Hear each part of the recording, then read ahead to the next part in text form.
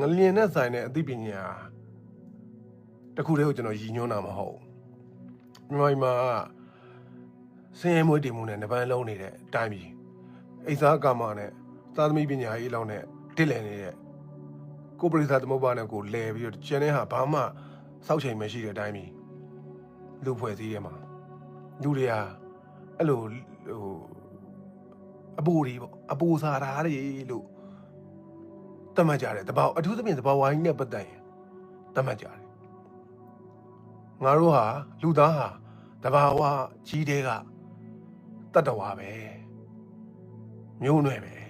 ငါတို့နဲ့တဘာဝကြီးနဲ့တိုက်ရိုက်ထိဆက်တယ်ဆက်ဆက်တယ်ငါတို့ကတဘာဝတဲက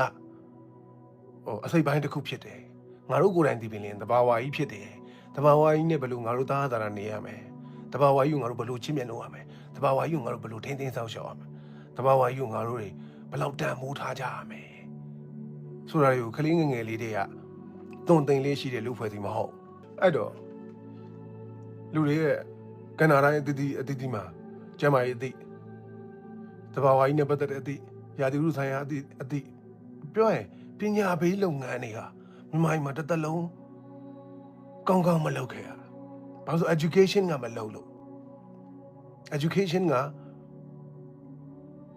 နိုင်ငံသူဒီနိုင်ငံမှာမိတင်းနေထိုင်ကြအောင်တပ်ပုရိသတော်တော်ကောင်းအပေါင်းကျောင်းလာတက်တဲ့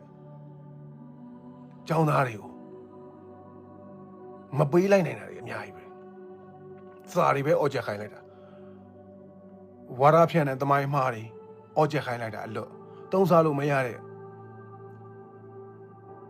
ဟာတွေအများကြီးကိုကြက်တူရွေးစာအန်တယ်လို့အော်ချက်ပြီးတော့ဒါတင်ဒါကြက်ဒါမေးဒါဖြေပြီးတော့ဤဒီမရွေးသမွဲတွေအောင်ပြီးအတန်းတက်ပြီးပွဲရပြီးရော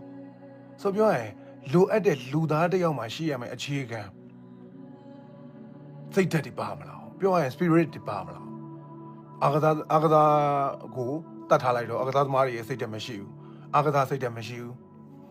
ဒီမှာသဘာဝကြီးကိုချစ်မြတ်လို့တဲ့စိတ်ဓာတ်တွေမရှိဘူးလူချင်းတန်မိုးထားတဲ့လူအသက်တွေကိုတန်မိုးထားတဲ့စိတ်ဓာတ်တွေမရှိဘူး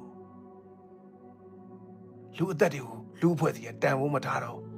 လူအသက်တွေနေတိုင်းဆုံးရှုံးရတာပေါ့ဘာများစမ်းလို့လဲပြည်တွင်းစစ်နှစ်ပေါင်း85နှစ်ကျော်